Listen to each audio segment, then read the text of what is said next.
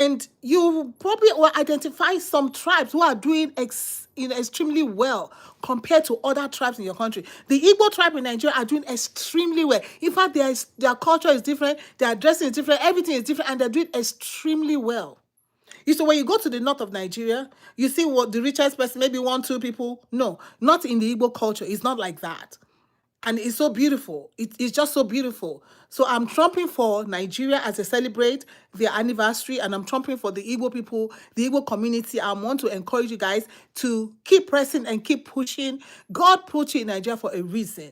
I'm telling you, the seed of Abraham, the families of Nigeria are being blessed by you. You all just don't understand the kind of you all don't understand what God has put in you guys. And I'm glad.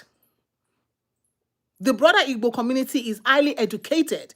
You want to talk of lawyers and doctors. You want to talk of engineers and teachers. In fact, Nnamdi Azikiwe, first Nigerian president, Nigeria, Igbo person. Yeah, as long as they don't want to give you people presidency, that's fine. I mean, well, it's not fine, but it's fine. You all don't need the presidency to survive.